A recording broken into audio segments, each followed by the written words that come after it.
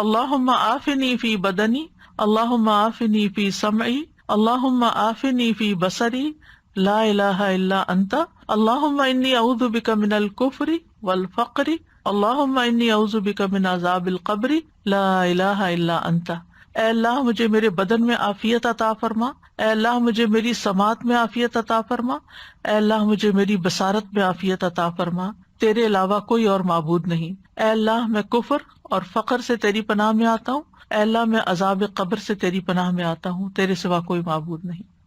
یہ صبح و شام عافیت کی دعا ہے جو پڑھنی چاہیے۔ عبد الرحمن بن ابو بکرہ رضی اللہ عنہ سے مروی ہے، ایک مرتبہ انہوں نے اپنے والد سے کہا، اے ابا جان، میں آپ کو ہر صبح یہ دعا کرتے ہوئے سنتا ہوں، اللہم عافنی فی بدنی آخر تک، اور آپ یہ بھی کہتے ہیں اللہم انی اعوذ بک من الکفر والفقر آخر تک۔ انہوں نے فرمایا، ہاں اے میرے بیٹے، بے شک میں نے نبی صلی اللہ علیہ وسلم کو ان کے ساتھ دعا مانگتے ہوئے سنا ہے، اس لیے مجھے ان کی سنت پر عمل کرنا زیادہ پسند ہے۔ یعنی انہوں نے اور فائدے کچھ نہیں زیادہ بتائے، ان کا کہ میں نے آپ صلی اللہ علیہ وسلم کو پڑھتے ہوئے سنا تو میں بھی پڑھتا ہوں، سنت کو فالو کرتا ہوں، اور باقی فائدے تو اللہ کے حوالے ہیں۔ جب میں اس کو فالو کروں گا تو فائدے ہی فائدے ہیں۔ پہلے بھی میں نے یہ بات ذکر کی تھی کہ چاہے اللہ کے کلام سے یا دعاؤں سے آپ نے دنیا کی کسی مصیبت سے بھی بچنا ہو، کسی بیماری سے نکلنا ہو، نیت عبادت کی کریں کہ اللہ میں یہ تیرا ذکر تیری عبادت کی نیت سے کر رہی ہوں، تو اسے قبول کر لے اور مجھے اس مشکل سے نجات دے۔ صبح و شام 3 دفعہ یہ کلمات دہراتے تھے۔ تو اللہم عافنی فی بدنی مطلب یہ کہ اللہ مجھے میری ساری جسمانی بیماریوں سے اور آفتوں سے سلامتی دے، عافنی فی سمعی اور عافنی فی بصری، یہ عمومی دعا کے بعد، پورے جسم کی دعا کے بعد پھر خاص اعضاء کے لیے دعا ہے، کیونکہ یہ دل کی طرف جانے کے راستے ہیں، کان اور آنکھ دل کی طرف جاتے ہیں، اور دل صحیح ہو تو سارا جسم صحیح ہوتا ہے، اور اگر دل خراب ہو تو جسم بھی بیمار ہوتا ہے۔ تو اس لیے اللہ سبحانہ تعالیٰ اس کے اندر پائے جانے والے ہر فتنے سے جو آنکھ کے ذریعے اندر جاتا ہے اور کان، اس سے بھی بچائے، کیونکہ جب آپ ایسی چیزیں دیکھتے ہیں یا کوئی باتیں ایسی سنتے ہیں جن سے آپ کی طبیعت خراب ہوتی ہے، پریشانی ہوتی ہے، تو پھر آپ وہی سوچتے چلے جاتے ہیں اور آپ کا اچھا بھلا دن خراب ہو جاتا ہے۔ تو جب ہم یہ دعا مانگ رہے کہ اللہ میری آنکھ کو اپنی عافیت میں رکھ، یعنی یہ کوئی ایسی چیز بھی نہ دیکھے جو تجھے ناپسند ہو، اور اگر کوئی ایسی چیز ہے کہ جس کو دیکھنا خوف کا یا غم کا یا تکلیف کا باعث ہے، اس سے بھی محفوظ رکھ۔ اور اللہم انی اعوذ بک من الکفر والفقر، 2 چیزوں سے خاص طور پر پناہ مانگی گئی، ایک کفر سے اور ایک فقر سے۔ کفر میں ایمان نہیں ہوتا، فقر میں مال نہیں ہوتا۔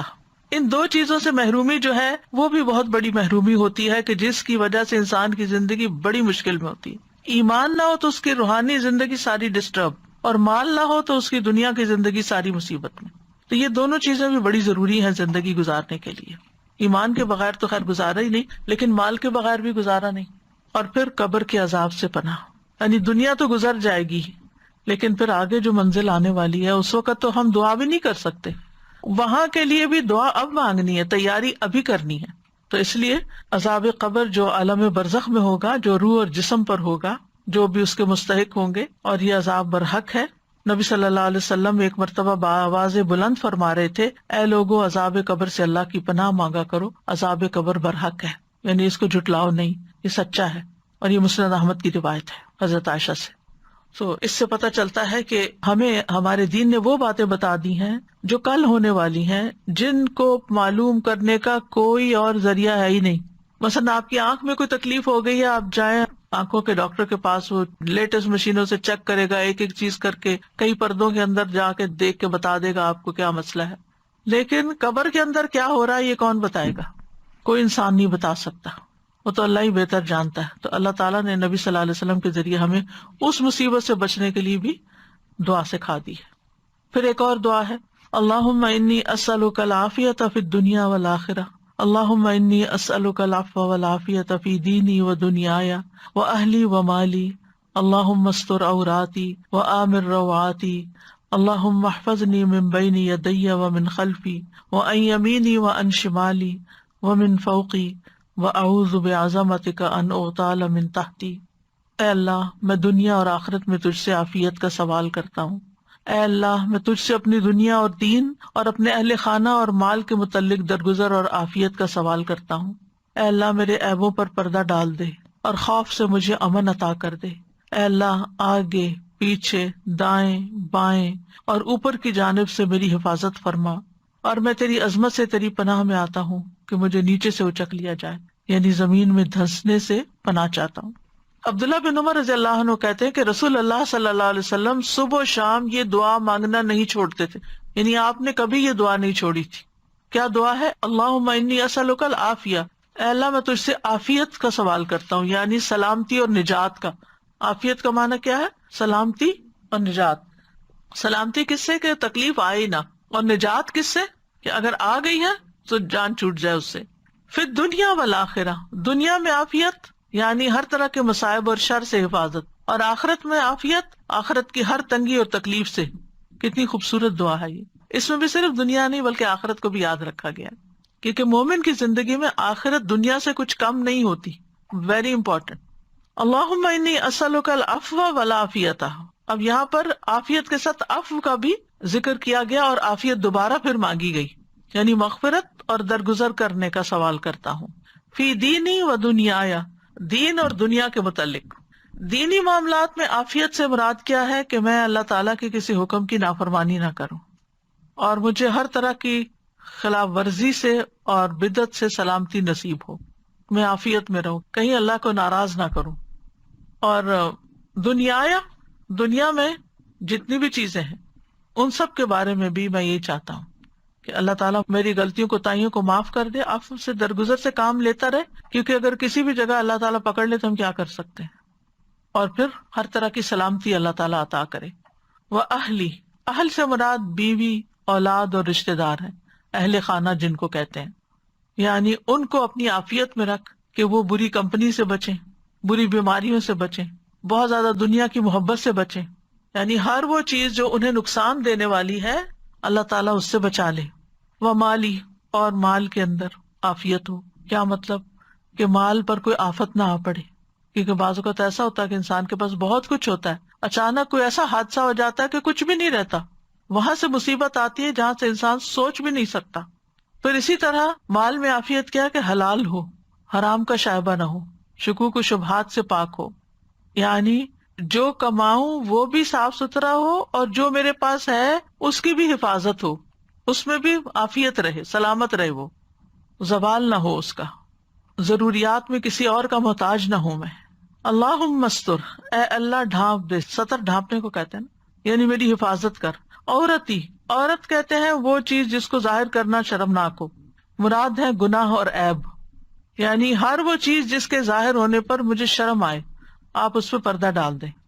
شاید امام شافعی، یہ کس کا قول ہے کہ اگر لوگوں کو ہماری برائیاں پتہ چل جائیں یا ہمارے دلوں کی حالت پتہ چل جائے تو وہ ہمارے جنازہ پڑھنے سے بھی انکار کر دیں، کیونکہ اس نے شیطانوں کے وسوسے اور کیا کیا خیالات بعض اوقات۔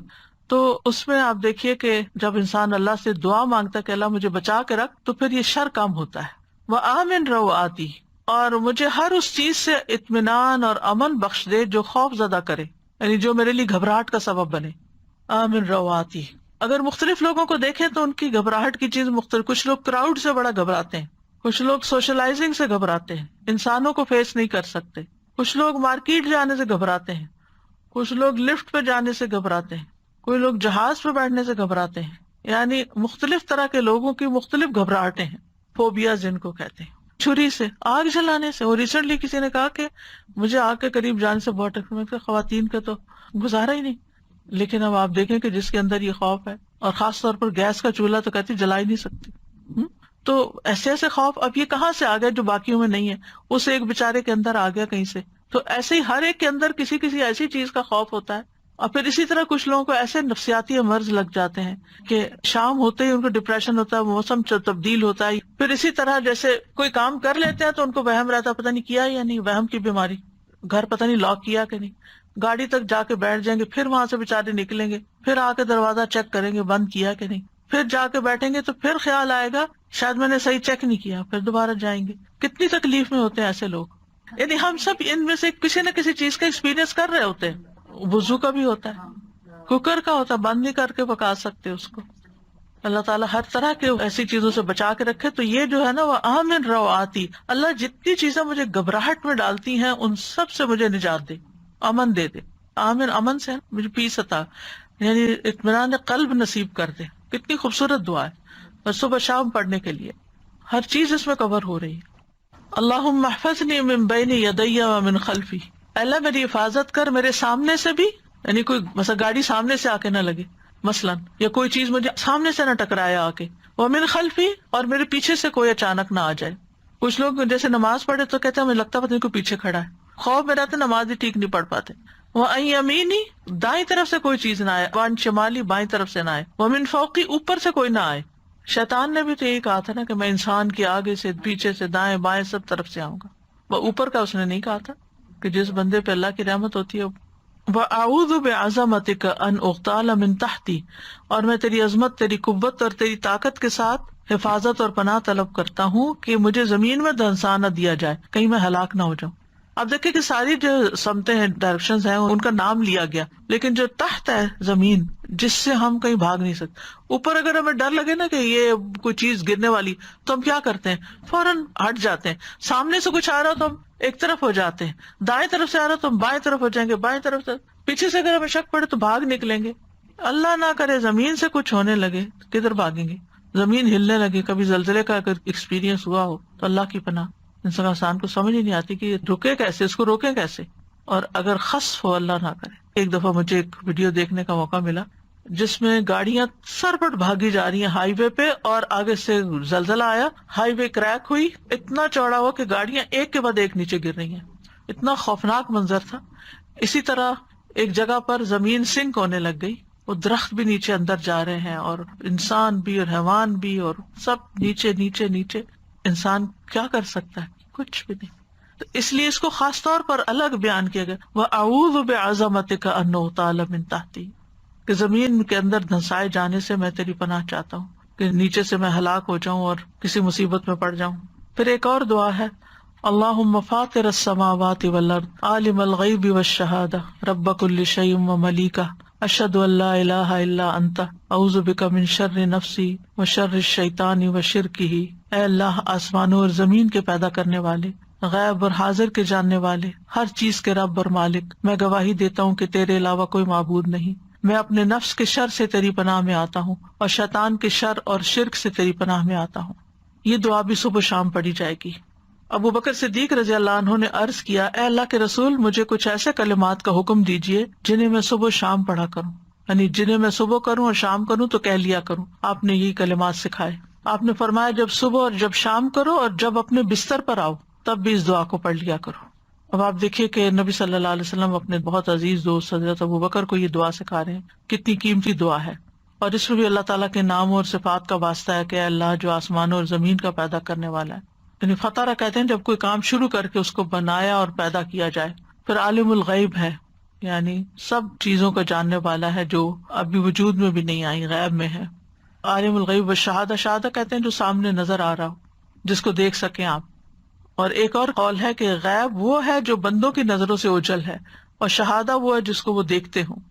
اور اسی طرح کہا گیا کہ غیب پوشیدہ اور شہادہ ظاہر. اسی طرح کہا گیا غیب سے مراد آخرت اور شہادہ سے مراد دنیا. پھر اسی طرح ایک معنی یہ بھی کیا گیا کہ جو پہلے ہو چکا گون، اور جو آگے آنے والا ہے. اور پھر اس میں رب کل شیء، جو رب ہے ہر چیز کا، وہ ملیک ہے اور اس کا مالک، اس کی پناہ لیتا ہوں من شر نفسی، اپنے ہی نفس کے شر سے. اب اس کا خاص طور پر نفس کا ذکر آ گیا یہاں، کیونکہ ان النفس لامارۃ بالسوء، نفس انسان کو بہت زیادہ برائیوں کا حکم دیتا ہے، دنیا کی فنا ہونے والی لذتوں کی طرف لے جاتا ہے اور آخرت کو بلوا دیتا ہے. وشر الشیطان، اور شیطان کے شر سے، وشرک ہی، اور اس کے شرک سے، یعنی جس کا وہ حکم دیتا ہے. اسی طرح اس کو شرک ہی بھی پڑھا گیا ہے. شرک جال کو کہتے ہیں جس سے مچھلی یا پرندے وغیرہ کا شکار کیا جاتا ہے. تو شیطان کا بھی ایک جال ہوتا ہے جس سے وہ انسانوں کا شکار کرتا ہے. دونوں طرح سے پڑھ سکتے ہیں. تو یہ خواہشات کے ذریعے، یہ شبہات کے ذریعے انسانوں کو شکار کرتا ہے. اسی طرح یہ دعا ایک اور طریقے سے بھی آئی ہے، اللہم فاطر السماوات والارض عالم الغیب والشہادۃ انت رب کل شیء والملائکۃ یشہدون انک لا الہ الا انت فانا نعوذ بک من شر انفسنا ومن شر الشیطان الرجیم وشرکہ وان نقترف علی انفسنا سوءا او نجرہ الی مسلم. تھوڑے بہت الفاظ کا فرق ہے. تو یہ دعا بھی وارد ہوئی ہے. اور اس میں ان اقترف علی نفسی سوءا او اجرہ الی مسلم کا مطلب ہے میں اپنے نفس پر کوئی برائی گھسیٹ کے لاؤں یا کسی مسلمان کی طرف لے جاؤں. یعنی شر کے پیدا ہونے کے دو مقامات کو بیان کیا گیا ہے، ایک نفس اور ایک شیطان، اور دو گھاٹوں کو بیان کیا گیا ہے اور اس کی انتہا کو ذکر کیا گیا ہے. یعنی اس کا نفس کے خلاف نقصان ہونا یا مسلمان بھائی کے خلاف نقصان ہونا، دونوں برابر کی چیزیں.